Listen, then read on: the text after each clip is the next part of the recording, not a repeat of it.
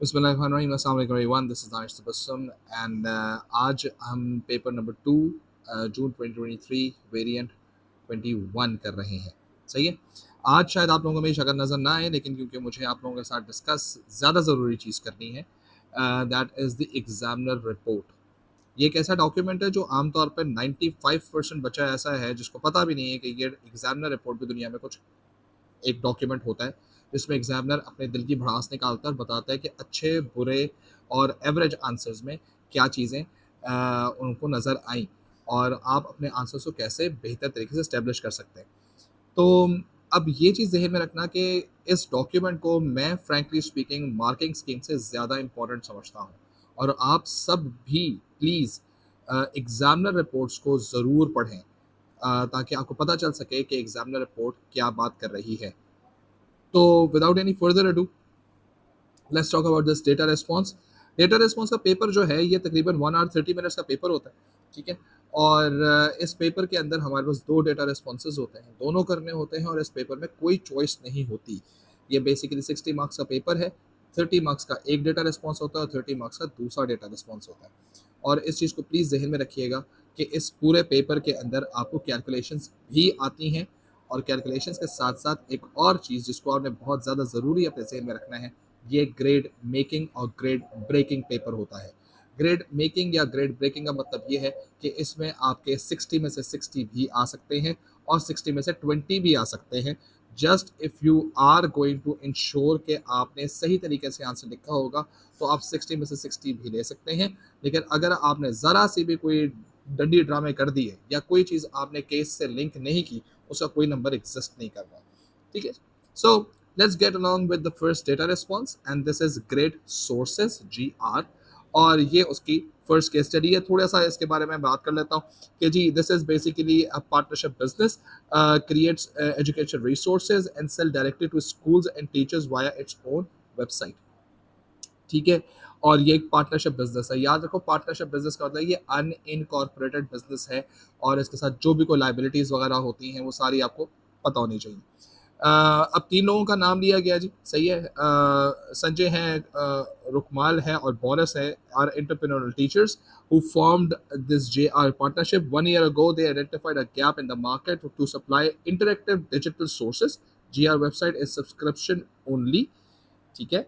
An online marketing campaign which is used penetration pricing to attract 250 subscribers in the first 6 months of operation. The startup costs were financed with 5,000 bank overdraft, which is GR's only debt.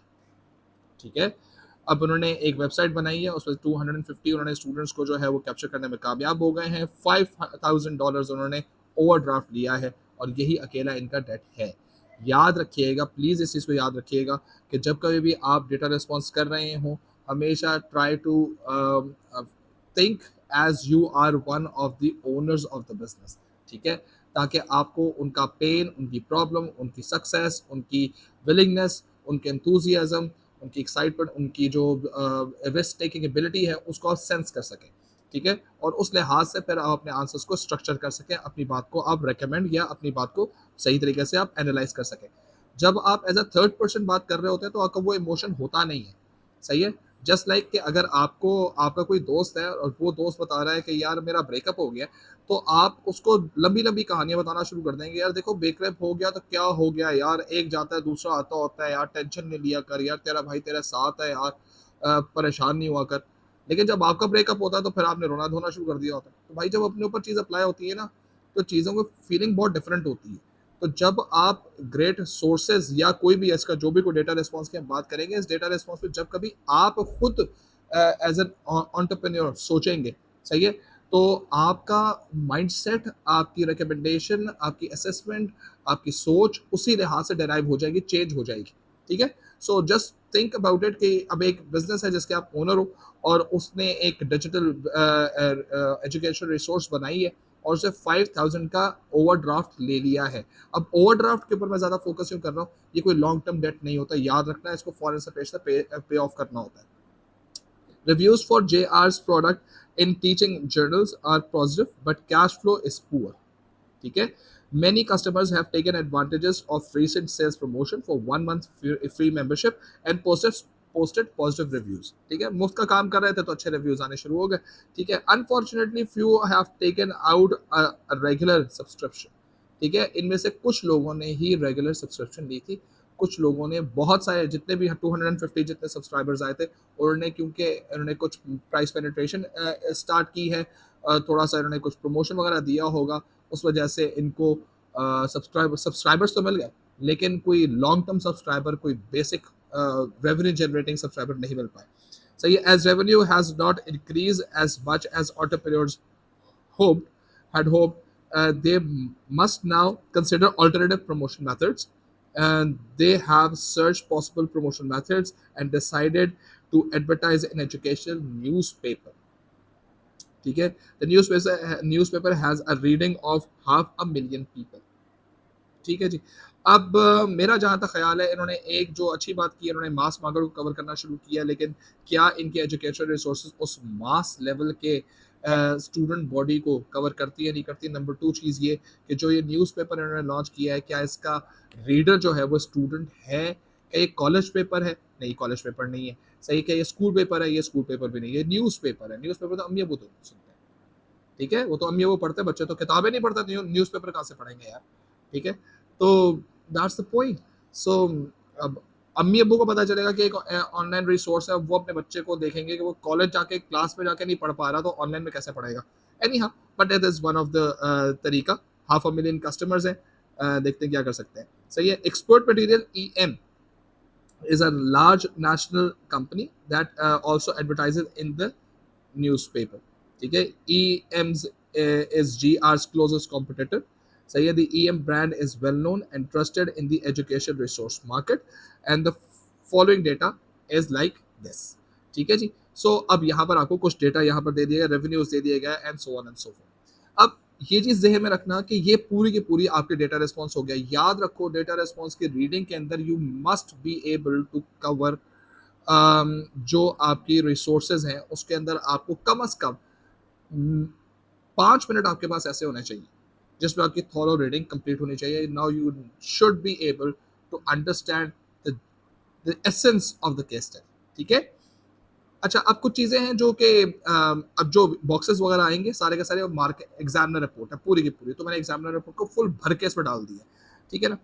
अच्छा, अब कुछ चीज़ें examiner की तरफ से आई हैं. पहली चीज़ क्या है, candidates must have a solid preparation in exam techniques. ठीक है. Candidates must also understand that this is a business exam and business terminology is expected. ठीक है, ये बिजनेस का पेपर है, जनरल अंग्रेजी जनरल नॉलेज का पेपर नहीं. Core text book provide definition. सही है. Examples and guide to exam structure. These should be used as a core part of teaching and learning process. पढ़ो, किताब पढ़ो, उसे खुद बोल दे किताब पढ़ लो भाई. ये नोट्स पढ़ने, ये क्रैश कोर्सेज लेने, ये वर्कशॉप से नहीं, कुछ नहीं होने वाला है. नोट्स, किताब पढ़ लो, किताब में सब चीजें. एएस के अंदर तो किताब में से ही क्वेश्चन आएगा, किताब में से ही आंसर निकलेगा. एएस की बात कर. ठीक है, खोल के भेजो किताब. अच्छा जी. Similarly, candidate must also be aware of the mark available for each question. A significant minority of students chose to write a long page answers for 3 marks and then answered the 12 and 8 and 12 mark question in a few lines. Definitions and explanations should be short, clear and concise. For example, if 2 marks are awarded, 2 separate and defined element must be seen in the answer. अल्लाह खैर से 2 mark के लिए 2 बातें कर दो, बस खत्म हो गई कहानी. लंबी नहीं करो. एग्जामिनर ने भी कह दिया है लंबी नहीं करो, मैं भी कहता हूँ लंबी नहीं करो. ठीक है. 3 मार्क के लिए आपने इतने इतने लंबे लंबे पेजेस लिख दिए, फर्क ही नहीं पड़ रहा, क्योंकि आपको आता था ना, वो आसान चीज थी ना, इसलिए आता था. है. अच्छा, इसके बाद एक और चीज आ गई. अब ये देखो ये क्या लाल में लिखा हुआ है, आई हैव नो आइडिया, खुद ही पढ़ लेना. ये सही है. विल नॉट बी रिवॉर्डेड, इसका मतलब क्या, ये क्या लिखा है, tautological answers will not be rewarded. ये होता है क्या, ट्यूटोलॉजिकल आंसर्स होता है क्या. For example, market segmentation must not be explain in the words market and segmentation. सही है. What is value added, this is the added value given to the product. सही है. What is successful entrepreneur. Successful entrepreneur is the one who is successful in his business.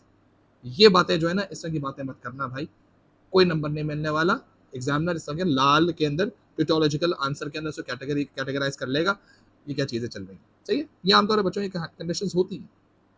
सही ji, let's go with the first thing first. Identify one barrier to entrepreneurship, just write it down, क्योंकि identify का है ना, कोई लंबी करने की जरूरत नहीं, इतना लिख दिया, लैक ऑफ फाइनेंस, मिल गया नंबर। ठीक है। Number 2, explain the term partnership। अब देख लो, partnership with two or more people, for example Sanjay, Rukmal and Boris have created a deed of partnership to formally set out who invested what and what their returns are। 3 नंबर मिल गए, अल्लाह अल्लाह खैर सल्ला। इससे ज्यादा लंबी करने की जरूरत नहीं है, टू द पॉइंट लिखोगे नंबर मिल जाएगा। टू द पॉइंट, इसके आगे जो भी लिखोगे, इससे ज्यादा जो भी लिखोगे उसका कोई नंबर एग्जिस्ट नहीं कर रहा। ठीक है। देन कैलकुलेशंस आ जाती है, please please please please please calculation में डायरेक्ट आंसर नहीं लिखना। सही है, वर्किंग के भी नंबर होते हैं। सही है, जैसे यहाँ पर बकायदा पहले आपको बताया गया है कि फॉर्मूला लिखा गया है, फिर उसकी वर्किंग शो की गई है, और नीचे लिखा गया है जी आर होल्ड 3% और टोटल मार्केट शेयर रेवेन्यू। भले ये ना लिखो, सही है, ये वाली चीज भले ना लिखो, ठीक है ना, ये वाली चीज भले ना लिखो, लेकिन यहां तक तो जरूर लिखो। ठीक है, फॉर्मूला लिखो, वर्किंग शो करो और सही आंसर दो। ठीक है, विद करेक्ट यूनिट, 3 नंबर मिल जाते हैं। उसके बाद आपके पास आ गया अगला question, explain one factor which may influence supply of GR's product. अब वन फैक्टर बता रहे क्या है जी, अब one factor would be availability of cash, क्या यानी capital, because free trials are not converting into subscriptions which means revenue is not increasing as much as hoped. बस हो गया खत्म, आपने लंबी करनी ही नहीं है, इतना आंसर बहुत है। ठीक है, अब इससे पता नहीं हम क्या क्या चीजें, one factor could be cash availability या capital, as capital is defined as फलाना फलाना फलाना। नहीं जी, ऐसी तो कोई बात ही नहीं करनी मुझे।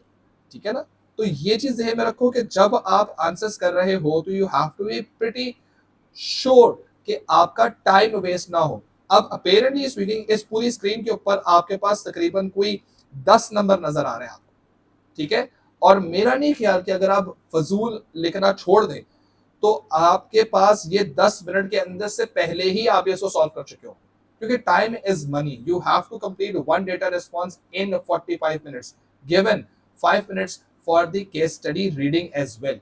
40 मिनट में आपको एक डेटा रिस्पॉन्स करना है। ठीक है ना, टाइम मैनेजमेंट बहुत सुपर लेवल की होनी चाहिए इसके अंदर। पहले आंसर्स कंप्लीट कर लो, आंसर्स कंप्लीट करके जो रिक्वायरमेंट्स है पूरी कर लो, टाइम से पहले पेपर कर लो, फिर उसके बाद जितने दिल की भड़ास निकालनी है, आंसर से जितना एक्सटेंड करना है करता जाओ। प्लीज पहले डेटा रिस्पॉन्स को ज्यादा टाइम देकर अच्छा करने के अंदर दूसरे डेटा रिस्पॉन्स के लिए टाइम नहीं बचता। बच्चे आमतौर पे कहते ही हैं कि यार तकरीबन हम 50-55 मिनट्स हम पहले डेटा रिस्पॉन्स को देंगे, फिर 30-35 मिनट्स में हम दूसरा डेटा रिस्पॉन्स करेंगे। जब आप क्वालिटी 55 मिनट्स में दे रहे हो तो नेक्स्ट डेटा रिस्पॉन्स की क्वालिटी कैसे आप 35 मिनट्स में जनरेट कर सकते हो।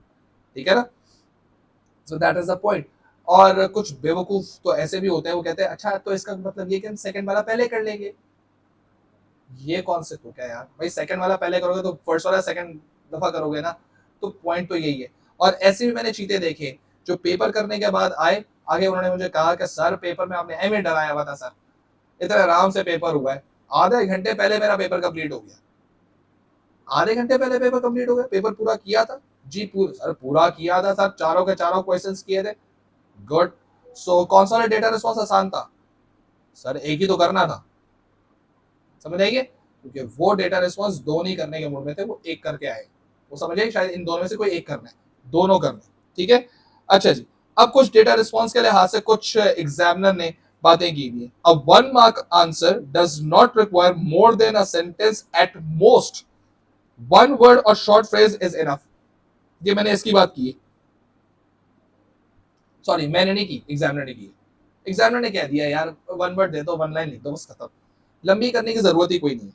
फिर it is also important to stress the need for calculations and working out as it can gain valuable marks if the final answer is incorrect। अगर आपका ये incorrect भी आ गया ना अगर, तो आपको इसने एक नंबर दिला दिया, आपको इसने एक नंबर दिला दिया, आपको यहाँ नंबर नहीं मिला फॉर एग्जाम्पल, तो 2 नंबर तो ले लिए ना आपने। सही है, तो इसलिए इस चीज को ज़हन में रखना कि अगर आपका आंसर गलत भी आ रहा है तो प्लीज वो फॉर्मूला लिखकर वर्किंग शो करके नंबर ले लो, दिखाओ तो सही कि चीज लगनी किस तरह से, ताकि नंबर मैक्सिमम उठा सको। ठीक है, अच्छा, देन सॉरी, अब हमारे पास एक 8 मार्क का क्वेश्चन आ गया है। 8 मार्क का क्वेश्चन जो है वो है analyse one advantage and one disadvantage to GR of using bank overdraft. पहले मैंने आपके सामने एक फॉर्मूला लिख दिया, ये फॉर्मूला जो है ना, इस फॉर्मूले को समझ लो। पहले कोर डेफिनेशन की तरफ जाना है, फिर पॉइंट 1 लिखना है, कॉज इम्पैक्ट कॉन्सिक्वेंस करने हैं इसके, फिर पॉइंट 2 की तरफ जाना है, कॉज इम्पैक्ट कॉन्सिक्वेंस करना। ठीक है, अच्छा, ये मैंने इसका पूरा का पूरा आपके सामने एक स्ट्रक्चर लिख दिए। कोर डेफिनेशन किसकी आएगी जनाब? बैंक ओवरड्राफ्ट की आएगी। एडवांटेज क्या है? फंड मिल जाएंगे। कॉस्ट क्या है? उन्होंने बिजनेस ने शॉर्ट टर्म लिक्विडिटी रिक्वायरमेंट्स पूरी करनी थी, इससे क्या हुआ कि ऑपरेशन कंटिन्यूटी हो सकी। कॉन्सिक्वेंस क्या आ सकता है कि ji facilitate timely investment for in marketing campaign, potentially increasing the subscriber base. ठीक है, ये पूरा का पूरा ये आपका बन गया पैराग्राफ 1, ये पूरा का पूरा बन गया आपका पैराग्राफ 2, ये पूरा का पूरा बन गया पैराग्राफ 3। इसको आंसर में स्ट्रक्चर कर लो। ठीक है, pause the video, look at it and see कि इसको आपने पूरे आंसर को किस तरह से कन्वर्ट करना है। इसको आंसर में कन्वर्ट कर, ठीक है ना। और प्लीज ये मैं फिर से रीसेट कर दो, जैसे मैंने पेपर 1 के अंदर कहा था कि 8 मार्क वाला आंसर जो है ना, मुझे नहीं फीलिंग आती कि कैसे वो एक पेज से ज्यादा पे जा सकता है। अगर सही लिखा हुआ होगा ना तो वो आधे पेज अराउंड ही वो खत्म हो जाएगा, सही है ना। लेकिन बात इस तरह से कि you have to be very particular about. अब बहुत सारे बच्चे करते हैं इस तरह से कि सर ये आपके पास जो है ना सर, एक एक एडवांटेज है, एक एक डिसएडवांटेज है। सर अगर हम दो दो एडवांटेज लिख दें तो सर जो सही होगा वो मार्क मिल जाएगा। सर ऐसा कर सकते हैं हम भाई? तो जो आपको खुद को पता है कि एक एडवांटेज जब अच्छा नहीं लिख रहे तो जस्ट प्लान बिफोर हैंड, ठीक है ना। क्योंकि 8 मार्क की डिस्ट्रीब्यूशन तो ये लिखी हुई है, सही है ना। तो ये है आपकी डिस्ट्रीब्यूशन। नॉलेज 2 मार्क की, एप्लीकेशन 2 मार्क की, एनालिसिस 4 मार्क का। तो अगर आपने एक एडवांटेज करना है तो एक एडवांटेज के साथ एक एडवांटेज अगर आपने लिखा है तो इसमें नॉलेज का 1 नंबर है, एप्लीकेशन का 1 नंबर है, एनालिसिस का 1+1 नंबर है। ठीक है, आपने 1 डिसएडवांटेज लिखना है तो इसमें नॉलेज का 1 नंबर है, एप्लीकेशन का 1 नंबर है, एनालिसिस का 1+1 नंबर है। ठीक है, ये वाला 1 नंबर कब आएगा? जब आएगा कॉन्सिक्वेंस तमीज से लिखा हुआ, सही है। ये कॉन्सिक्वेंस का नंबर है, सही के साथ कॉन्सिक्वेंस लिखोगे नंबर मिल जाएगा, ठीक है ना। और यही वो बात है जब केस स्टडी के अंदर भी मैंने शुरू में बात की थी कि या तो आपके नंबर पूरे आने वाले हैं या आपके नंबर बहुत कम आने वाले। याद रखना कि दिस इज योर की। ये जो एप्लीकेशन है ना, इस एप्लीकेशन को समझ लो कि ये एप्लीकेशन एक तरह का दरवाजा है। एप्लीकेशन से पहले नॉलेज खड़ी हुई है, एप्लीकेशन दरवाजा है, दरवाजे के बाद एनालिसिस और इवैल्यूएशन खड़ा है। अगर एप्लीकेशन सही नहीं की हुई, अगर आपने जीआर से रिलेटेड बात नहीं की, आपने कोई सुपरफिशियल बात कर दी है, ठीक है ना, तो याद रखना कि आपका एनालिसिस और इवैल्यूएशन के स्कोर्स आपके पास नहीं है। समझ आ गई ये बात? बिल्कुल नहीं है। वो मानेगा ही नहीं, कहेगा दुनिया जहान के लिए चीज सही होगी, इसके लिए सही है या नहीं है मुझे नहीं मालूम। ठीक है, तो इसलिए प्लीज इंश्योर दिस थिंग कि जब कभी भी आप अपने आंसर्स लिख रहे हो तो उन आंसर्स के अंदर बहुत जरूरी है कि आपकी एप्लीकेशन बहुत स्ट्रांग होनी चाहिए, बहुत सही तरीके से होनी चाहिए। For that you have to read the data response very thoroughly. अब जरा इसकी थोड़ी सी हम एग्जामिनर रिपोर्ट की तरफ देख लेते हैं। एग्जामिनर रिपोर्ट इस क्वेश्चन के बारे में क्या कहता है? ठीक है जी, पहली चीज, most candidates simply describe loans which was not specific enough and even stated overdraft could be used as long term। सही है? गलत हो गया, कॉन्सेप्ट ही गलत हो गया, डेफिनेशन ही गलत दे दी। बैंक ओवरड्राफ्ट तो शॉर्ट टर्म का होता है यार। Number 2, generic answers of allow a business to start trading show no understanding of what an overdraft is. Neither does interest to be paid is as this again is a common across all form of borrowing। और sir अब बाज बच्चों ने इसके बारे में disadvantage में लिखेंगे कि जी इसमें आपको इंटरेस्ट पे करना पड़ता है। सच बात है, वो तो हर तरह के लोन पे करना पड़ता है। वो तो आपको जब आप क्रेडिटर का टाइम पे पेमेंट नहीं करते फिर भी देना पड़ता है। अगर आपने बैंक लोन लिया हुआ फिर भी करना पड़ता है, सही है। आपने लीज ली हुई हो फिर भी करना पड़ता है। आपको माइक्रो फाइनेंसिंग हो तो फिर भी करना पड़ता है। भाई किसमें नहीं करना पड़ता? कोई इसकी सिग्निफिकेंट बात लेकर आनी पड़ती है, ठीक है। Candidates outline answer frame appeared to be generally well structured. However, a good tip is to ensure candidate create a response, application, impact, outcome. सही है, यानी outcome meaning consequence, structure. A common error was to miss either a specific piece of data or to show outcome or consequence of the impact. देखा, examiner ने भी आपको ये examiner report है, मेरी नहीं है भाई, मैंने कुछ नहीं लिखा हुआ है इसके अंदर, मैंने छापा है डायरेक्टली, सही है, मैंने वहां से कॉपी पेस्ट किया और यहाँ लिख दिया उठा के। एग्जामिनर खुद कह रहा है भाई मुझे एक तरह का reason, application, impact, outcome. Outcome क्या है? कॉन्सिक्वेंस। और बच्चे को मैंने इससे पहले क्या कहा था कि एक पूरा पॉइंट किसका है? कॉन्सिक्वेंस का एक पॉइंट है एनालिसिस के अंदर। एनालिसिस के हर पॉइंट के अंदर अगर आप एक एडवांटेज देख रहे हो तो आपको 2 नंबर मिले ना एनालिसिस के, उसमें से जो 1 नंबर है ना एनालिसिस का, वो कॉन्सिक्वेंस का है। आपकी कॉन्सिक्वेंस नहीं होगा आपको नंबर ही नहीं मिलेगा, ठीक है। बिल्कुल इस तरह से एक और चीज जो इसे कही है, also ensure that each knowledge mark has its own attached piece of application. हर नॉलेज के साथ एप्लीकेशन अटैच होनी चाहिए। 2 pieces of application for an advantage will only score 1 mark. क्या बात है, आप 50 एप्लीकेशन लिख दो एक पॉइंट के साथ, एग्जाम्पल्स बना दो, ये भी हो सकता है, ये भी हो सकता है, ये भी हो सकता है, बात तो एक ही है भाई, जो मैं पहले बात कर रहा था। एक एडवांटेज आएगा, सही है, एक एडवांटेज, उसके साथ उसको स्टेट करोगे नॉलेज, उसकी एप्लीकेशन दोगे एक, उसकी एनालिसिस दोगे 1+1, ठीक है। एक डिसएडवांटेज दोगे, उसका नॉलेज एक, उसकी एप्लीकेशन एक, उसका एनालिसिस 1+1। अब आप एप्लीकेशन में कितनी एप्लीकेशन डालते जाओ, जितनी भी एप्लीकेशन डालनी है डालते जाओ, आपको एक से ज्यादा नंबर नहीं मिलने वाले। और अगर आपने ये 1 नंबर हासिल करना है, ये दोनों नंबर किसके हैं? कॉन्सिक्वेंस के, ठीक है ना। कॉन्सिक्वेंस होगा तो नंबर मिल जाएगा, नहीं होगा तो नंबर नहीं मिलेगा, ठीक है जी।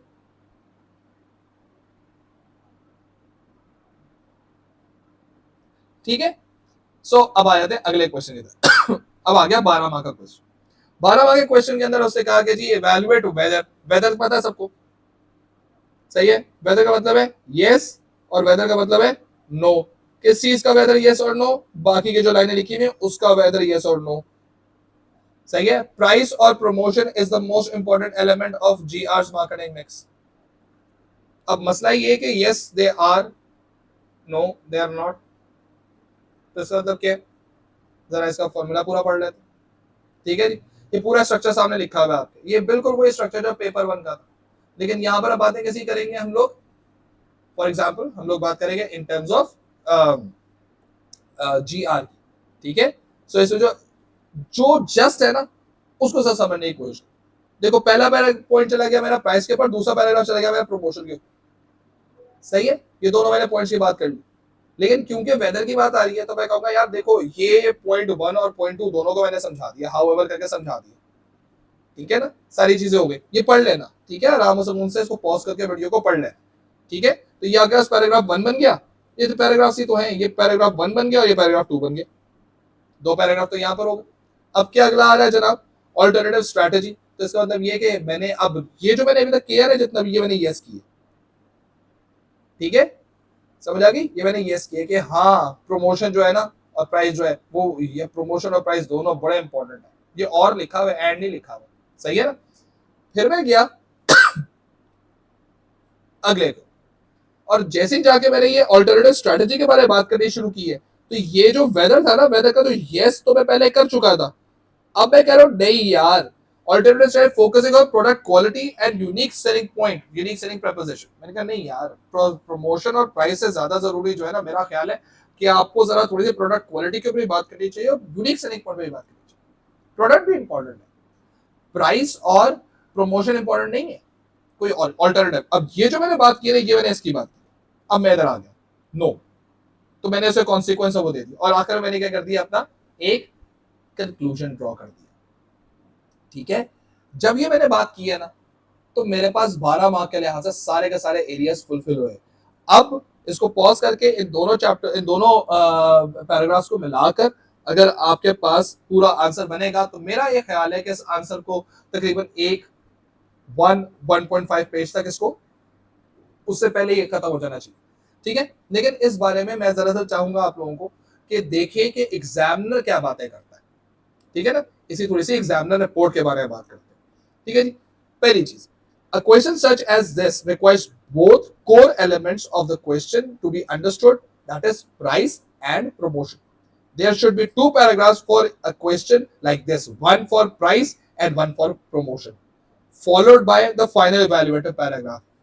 क्या जबरदस्त बात है जी। एक पैराग्राफ अलहदा से प्राइस का बनाया, अलहदा से प्रमोट का। साथ नहीं करना। साथ क्यों नहीं करना? क्योंकि इस क्वेश्चन में क्या लिखा हुआ है और लिखा हुआ, अगर एंड में लिखा होता ना फिर भी अलग अलग लिखा जाता, ठीक है जी।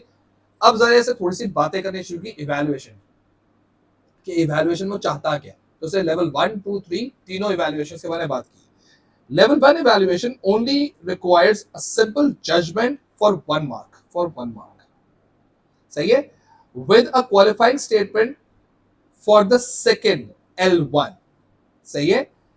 Example, price is the most important, L1 unsupported judgement, ठीक है। However without promotion no one will know about the brand, L2 unsupported, सही है। This shows one of the most important however take into consideration by other, ठीक है। अब ये पूरी चीज जितनी भी मैंने बात की है ना, इससे मैंने कोई जीआर से रिलेटेड बात नहीं की, मैंने सिर्फ अपनी इवैल्यूएशन दी है कि जी प्राइस इज इंपॉर्टेंट, जजमेंट है, ठीक है। और फिर मैंने साथ उसके लिखा however promotion is no one will know about the brand, ठीक है ना। प्रमोशन की इवैल्यूएशन ऐसे भी कर सकता हूँ कि कोई भी जानता नहीं होगा प्रमोशन का तो कोई नहीं जानेगा, मेरी जजमेंट है। लेकिन अभी तक इसके बारे में मैंने कोई क्लेम नहीं किया, क्यों नहीं जानेगा, क्यों प्राइस इज इंपॉर्टेंट, जीआर के लिए कैसे इंपॉर्टेंट है, मैंने ऐसी कोई बात ही नहीं की, ठीक है। आ जाते हैं लेवल 2 के ऊपर। Level 2 evaluation simply needs a justification why. Example, price is most important because if price is set too low the business will make loss on every sales. Level 2 हो गया ये, आपने रीजन साथ दे दिया इसके, ठीक है। however without promotion no one will know about the brand, तो पहले लिखा था, and therefore customer will usually buy the better product, better known competitor, जो उन्होंने EM की बात की थी उसको खरीदेगा, reducing potential market share, ठीक है जी। तो ये बात, लेकिन अभी तक देखो बात इसमें कहीं पर भी अगर आप लेवल 2 वाले पैराग्राफ की बात करो तो इस लेवल 2 वाले पैराग्राफ के अंदर कहीं पर भी जीआर की बात नहीं आ रही, यानी हमने बिजनेस से अभी भी लिंक नहीं किया, लेकिन हमने रीजनिंग दे दी है। यानी लिंक ना किया हो और रीजनिंग साथ चल रही हो तो इवैल्यूएशन लेवल 2 पे चला गया। लेवल 2 इवैल्यूएशन का मतलब क्या है? लेवल 2 इवैल्यूएशन का मतलब ये है कि आप 3 से 4 स्कोर कर रहे हैं, सही है। लेवल 1 इवैल्यूएशन जो है वो आपकी होती है 1 से 2 मार्क की, लेवल 2 इवैल्यूएशन होती है आपकी 3 से 4 मार्क की, और लेवल 3 इवैल्यूएशन होती है आपकी 5 से 6 मार्क की। इवैल्यूएशन की बात हुई सर, ठीक है। तो अगर आपने ये वाली इवैल्यूएशन की है तो आप यहां खड़े हुए, अगर आपने ये वाली इवैल्यूएशन की है तो आप यहां खड़े हुए, ठीक है। अब तीसरे देख लेते हैं लेवल 3 इवैल्यूएशन के। simply needs to be clear context from the case to make it L2 automatically into L3. For example, price is most important because the price is set too low, GR will make a loss with every subscription sold, ठीक है। अब ये जो चीज subscription I है और जो GR आया है, ठीक है ना, ये क्या है, कॉन्टेक्सचुअल आ गई, ठीक है ना। तो मैं लेवल 3 पे खड़ा हूं, बात समझ आई। अब ये चीज जो है ना ये बड़ी जरूरी, if you can do this way, मैं बता रहा हूं आप लोगों के पास ऐसे जबरदस्त आएंगे जैसे कोई। सो इवैल्यूएशन करना इज नॉट लंबा लिखना, इवैल्यूएशन करना is showing your judgement, giving the reason of the judgment and then link contextually. Giving the judgment कैसा होना चाहिए, it's your level 1. Reason of this कि क्यों होना चाहिए, it's level 2, ठीक है। Link with the context is level 3. अल्लाह खैर मुबारक हो, आप 5-6 में स्कोर कर रहे हैं, ठीक है। So this is really very very very important, ठीक है जी। अब आ जाते हैं हम दूसरे डेटा रिस्पॉन्स के ऊपर, और दूसरा डेटा रिस्पॉन्स अब आप पॉज करके इसको आराम से पढ़ लीजिए क्योंकि that is basically again a next thing जो यहाँ पर हुई। लेकिन कीप इन माइंड कि जब आप ये डेटा रिस्पॉन्स पढ़ रहे हो so you have to think कि जो आप पहले डेटा रिस्पॉन्स में कर चुके हैं, जो लिख चुके हैं, सही है, जीआर में जो अटेम्प्ट कर चुके हैं, वो पॉइंट्स दोबारा भी आ सकते हैं, सही है। ये बात आपने अपने ज़हन में बिल्कुल बिठा के रखनी है कि जो बातें आप पहले डेटा रिस्पॉन्स में कर चुके हैं वही बातें आप दूसरे डेटा रिस्पॉन्स में भी कर सकते हैं, और उसमें कोई नेगेटिव मार्किंग या कोई मार्क्स की डिडक्शन नहीं होती, So you just read this case, pause this video, read this case, understand the situation so that I can just jump in with the first question. ठीक है, पहले क्वेश्चन की तरफ हम लोग छलांग मार, पॉज कर लीजिए, देख लीजिए, मैं पहले क्वेश्चन की तरफ जा। खैर जी, पहला क्वेश्चन क्या है कि जी ट्रिपल बॉटम लाइन क्या होती है। अब वो ट्रिपल बॉटम लाइन को डिफाइन करना शुरू कर दिया, सोशल एंटरप्राइज होता है, ये होता है, मैंने सिर्फ लिख दिया एनवायरमेंटल, कहा लिखा था, नंबर मिल गया। पहले ही लिखा था ना, मैंने पहले बताया था ना, सिर्फ आपको स्टेट करना है, वन लाइनर और maximum single word is suffice. सही है। देन आ गया आपके पास जी एडेड वैल्यू, 3 मार्क का।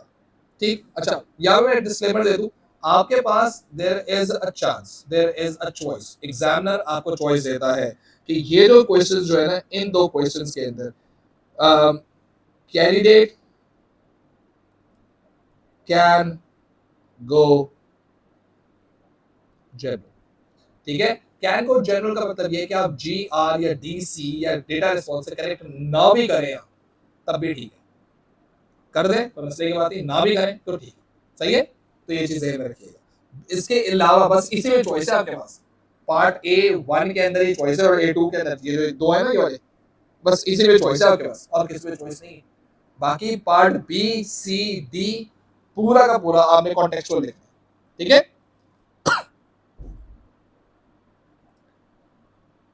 अच्छा जी, देन हमारे पास आगे जी कैलकुलेशन, देख लीजिए कैलकुलेशन इसकी देखिए, वही चीज दोबारा से कि आपको लाइन 1-2 से लेकर आपको प्रोडक्टिविटी को कवर करने की बात की गई है। आपने फॉर्मूला लिखा है, फॉर्मूले पे आपको मिल गया 1 नंबर, आपने वर्किंग शो किया, आपको वर्किंग मिल गया 1 नंबर, आपने आंसर लिख दिया, आंसर मिल गया आपको 1 नंबर। अगर आपने गलत आंसर भी निकाला हो तो पहले 2 नंबर तो ले लो ना यार। ठीक है, और फिर आ गया आपके पास इसका एक वन रीजन। ठीक है, फिर टू द पॉइंट वाली कहानी है, ना ज्यादा ना कम की कहानी। ठीक है, तो इस चीज को ध्यान में रखेंगे, जब आप अपने आंसर्स को स्ट्रक्चर कर रहे हो, जब डेवलप कर रहे हो, तो आपने सोच के करना है आंसर, एमए नहीं करना अपना आंसर। ठीक है, अच्छा जी, अब जरा थोड़ा सा इसके बारे में बात करते हैं। This was a challenging question for many candidates. The difference between selling price and cost of material profit margin was seldom seen. ये मैं बात इसी कर रहा हूँ added value की। ठीक है, this is the important understanding that requires before explanation application marks can be awarded. तो आमतौर पर बच्चे ने लिखा ये है कि directly it's a difference between the selling price and the cost of production, बस इतनी बात कर दी, वो प्रॉफिट की तरफ चला है।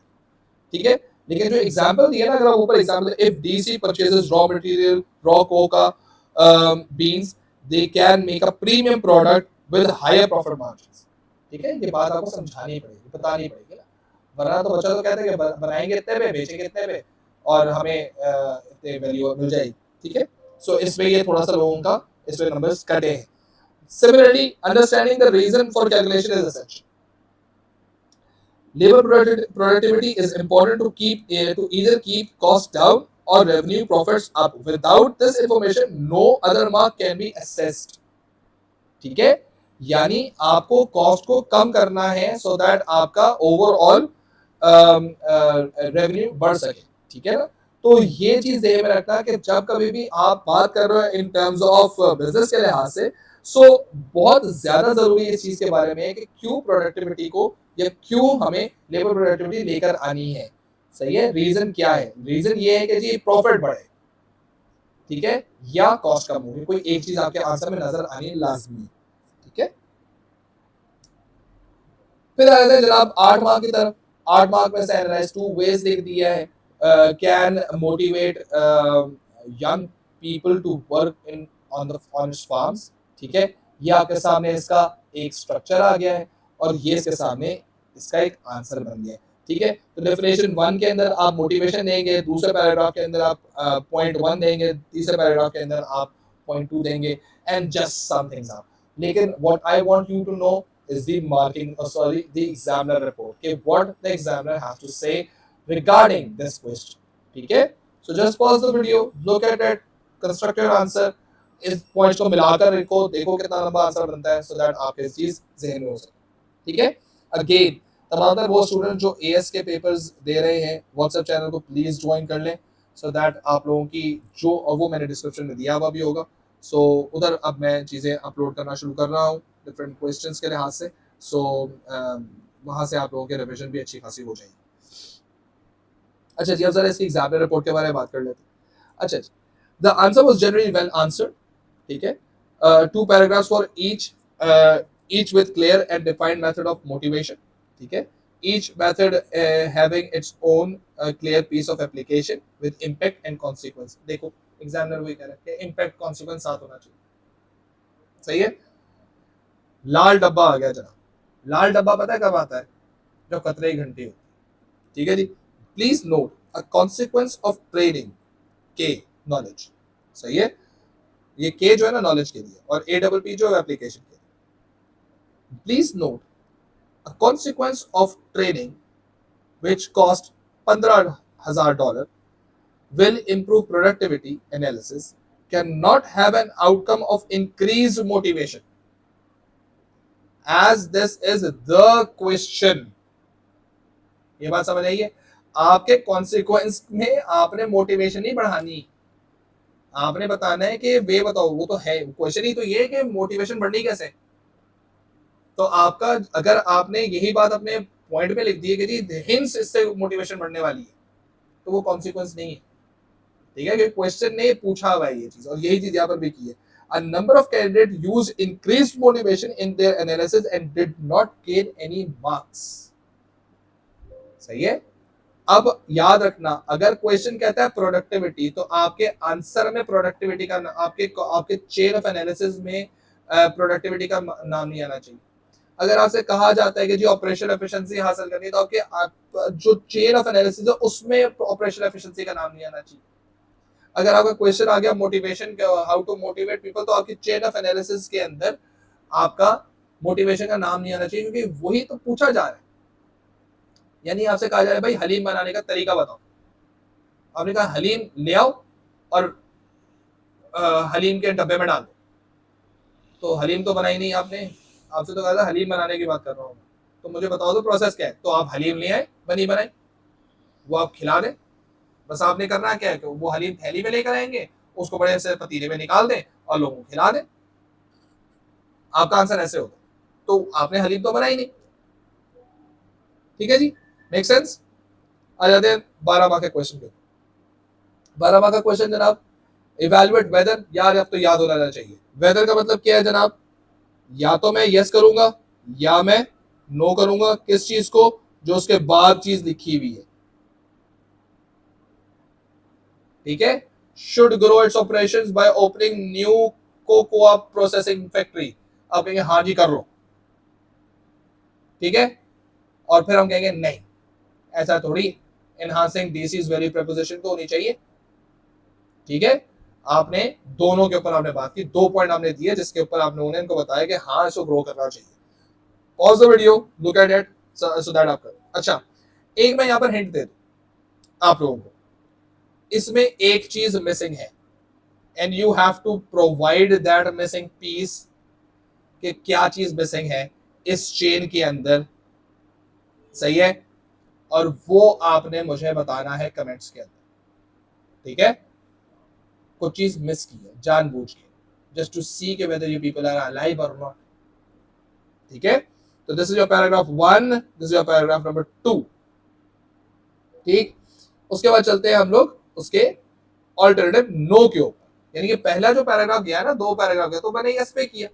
मैंने कहा नहीं यार कुछ और भी तो करते। मैंने कहा यार एक काम करते हैं कि आप अपार्ट फ्रॉम आप नई फैक्ट्रियां खोलो, आप अपनी जरा कोर ऑपरेशंस को बेहतर कर ले जरा, थोड़ा सा वो ज्यादा जरूरी है, नई दुकानें खोलने से ज्यादा जरूरी है कि आप जरा कोर ऑपरेशंस को बेहतर कर ले। तो याद रखो ये था यस और ये था नो, ठीक है। इस पे गया मेरा पैराग्राफ 1, पैराग्राफ 2, इसमें गया मेरी ऑल्टरनेटिव स्ट्रेटजी, ठीक है। ये मेरी ऑल्टरनेटिव स्ट्रेटजी यहाँ पर गई, ठीक है। तो ये जो मैं कर रहा हूं ना, ये वाली बात, ये पूरी की पूरी बात, और फिर मैंने कंक्लूजन दे दिया। अब पॉज करें वीडियो, इस दोनों चीजों को आप देखें, जो मैंने आप लोगों को एक हिंट पीछे दिया है कि मैंने एक चीज मिस आउट की है, वो क्या चीज मिस आउट की है, ठीक है। फॉर्मूला साथ आपके लिखा हुआ है, ये पूरा पैटर्न साथ लिखा हुआ है कि किस तरह से आंसर आपने करना है। पैराग्राफ 1 में क्या होना चाहिए, 2 में क्या होना चाहिए, कुछ नहीं है, सही है। पैराग्राफ 1, 2 के अंदर जानबूझ के कुछ नहीं दिया गया। You have to just assess कि वो क्या चीज दी गई। बेहतरीन चीज ये होगी कि if you comment and find out कि what is there and if you answer it as well, कि अगर वो मिसिंग चीज को लिखा जाए तो कैसे लिखा जाए, तो that would be a great help to everyone. ठीक है ji. So this is basically what we have in 12 mark. लेकिन अब जरा इसकी एग्जामिनर रिपोर्ट पढ़ ले, वो मेरे नजर में ज्यादा इंपॉर्टेंट है। Elements of this question were well answered. For growth of operations, virtually any influencing factor could be used as knowledge. सही है। Please ensure candidates are aware that two separate elements should be used clearly. जब भी paragraph 1 और paragraph 2 अलग अलग लिया गया है, ठीक है, one of each paragraph of analysis, दोनों को अलग अलग पैराग्राफ करना है। Application should also have been relatively easy to insert here as there was ample evidence that could be used। यानी केस स्टडी में अच्छा खासा एविडेंस गिवन है जिसके थ्रू बच्चे ने इसको यहाँ पर रेफरेंस किया। तो इसे फिर स्टेट कर दिया, मुझे 2 पॉइंट्स चाहिए होंगे फेवरिंग के लिए। ठीक है जी। अब आ गया लाल डब्बा। सही है, वो गाना है लाल दुपट्टा मलमल का। तो अब वो जब ये लाल आएगा ना, तो इसका मतलब ये कि समझ लो कि कोई चीज एग्जामिनर गुस्से में। सही है। Analysis as outlined was generally completed well. However, many candidates still rely on quantity of short L1 analysis rather than fewer but developed analytical chain। अब वो करते इस तरह से कि वो लेवल 1 जो कि सिर्फ आपने इम्पैक्ट बताना होता है, उसके बाद उसको इतनी लंबी करते हैं जिसकी कोई हद नहीं। ठीक है, वो कॉन्सिक्वेंस में जाते ही नहीं, वो L1 को ही लंबे कर रहे होते हैं कि अब मैं इसी एक्सप्लेनेशन दूंगा, मैं उसके अंदर एक्सप्लेनेशन देने के बाद मैं उसके अंदर एग्जांपल डालूंगा, वो लंबी कर रहे हैं। कॉन्सिक्वेंस से पहुंच ही रहे, जब पहुंचोगे तो नंबर कहां से मिलेंगे। ठीक है। There has been a definitive answer. There has to be a definite answer. Yes, they should. No, they should not. ठीक है। Some candidate analyze well, but then fail to give their judgment opinion based on evidence, which meant that 6 marks were unavailable। आपको yes और no करना है। ठीक है, क्योंकि काम करवाने से मतलब आ रहा है ना, तो you have to be on certain side कि हाँ जी इनको ओपन करना चाहिए या नहीं करना चाहिए। ठीक है, एक साइड का कुछ नहीं चाहते। Then please note, अच्छा ये लाल नहीं है, पिंक है। ठीक है, it's not that relative important thing। Please note, if candidates start an analytical chain with DC should invest because, then the next paragraph is DC should not invest because। This is not counted as evaluation, as no decision has have been made। ठीक है, आपने मतलब ये होता है ना कि should invest करके आपने बात की और अगला पैराग्राफ पे आपने बात की नहीं जी इसको इन्वेस्ट नहीं करना। नो, आपने देखो मेरा अल्टरनेटिव स्ट्रेटजी जो है ना, इट्स अ न्यू थिंग। सही है, it's something I am talking about यार, instead of doing this do this. ठीक है।